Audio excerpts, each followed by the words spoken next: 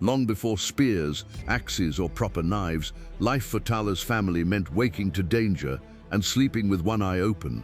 Their shelter was nothing more than woven branches and hope tucked between ancient trees where the river bent sharply through dense jungle.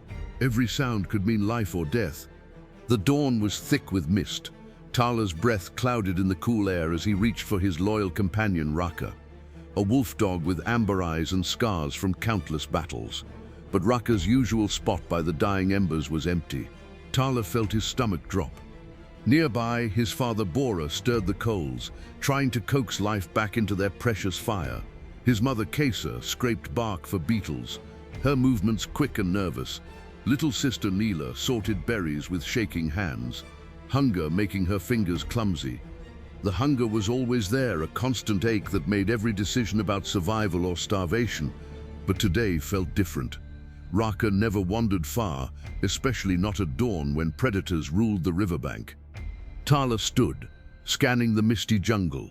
"Raka," he called softly, not wanting to alert every creature for miles. Only silence answered back, the wrong kind of silence. Then he heard it, a sharp yelp, cut short. His blood turned to ice.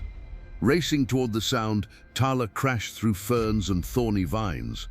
His family followed, Bora grabbing a burning stick, Kesa clutching sharp stones. What they found by the muddy riverbank would haunt them forever. The giant anaconda, bigger than any snake in the oldest stories, had Raka wrapped tight in its crushing coils. The wolf dog's eyes bulged, tongue hanging out, legs kicking weakly.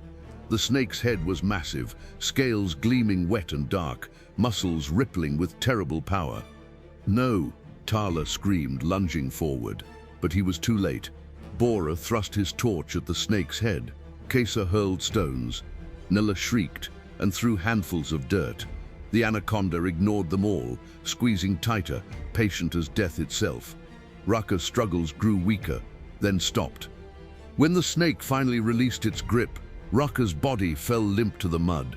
The anaconda slithered away with lazy confidence, disappearing into the dark water without a sound. Tala dropped to his knees beside his friend. Raka's amber eyes stared at nothing. The wolf dog who had saved them from leopards, who had warned them of crocodiles, who had shared their meager meals, was gone. That night, grief turned to rage. "We hunt the monster," Tala declared, voice shaking with fury. "It took Raka. Tomorrow it might take one of us." They planned through the dark hours. Kesa sharpened every stick she could find. Bora prepared torches thick with resin that would burn hot and long. Naila gathered stones, small ones for throwing, heavy ones for crushing. Tala sat by Raka's body, whispering promises of revenge. The next evening they waited by the riverbank. The anaconda appeared with the setting sun, sliding through the water like liquid shadow. It was even bigger than Tala remembered, thick as a tree trunk, longer than their entire shelter. The snake tested the air with its forked tongue, sensing prey. It began to coil, preparing to strike. This time Tala was ready. Now he shouted. The family attacked from all sides. Kesa threw rocks at the snake's head while Bora jabbed with flaming torches. Nilla screamed and banged stones together, creating chaos and confusion. Tala dove in with his sharpened spear, aiming for the snake's throat. The anaconda struck like lightning, jaws gaping wide enough to swallow a man whole. Tala rolled away, feeling the wind from its strike. The snake's tail whipped around, trying to wrap him in those deadly coils. Bora's torch found its mark, singing scales and drawing a furious hiss. The snake writhed, momentarily distracted by pain.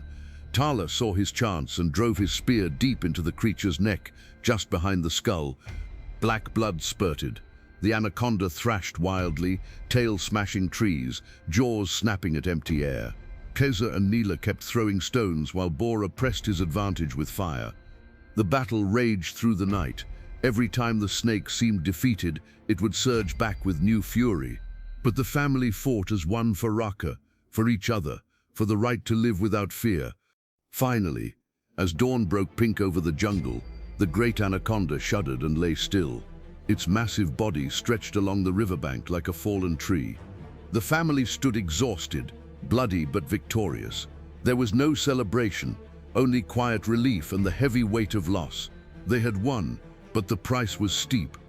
Tala knelt beside the dead snake and whispered, "This is for you, my friend. Rest now." They buried Raka beneath his favorite shade tree. The wolf dog's loyalty and courage had taught them something precious, that love makes even the weakest fighter dangerous, and together, a family could defeat any monster. From that day forward, other clans would tell the story of Tala and the giant snake, proof that in a world of teeth and claws, the human heart was the deadliest weapon of all. As the sun climbed higher, Tala looked at his family and felt something new stirring in his chest. Not just survival, but hope. They had faced the worst nightmare their world could offer, and they had won. The jungle was vast and full of dangers, but they would meet them together, carrying Raka's memory and the knowledge that courage, when shared, could overcome anything.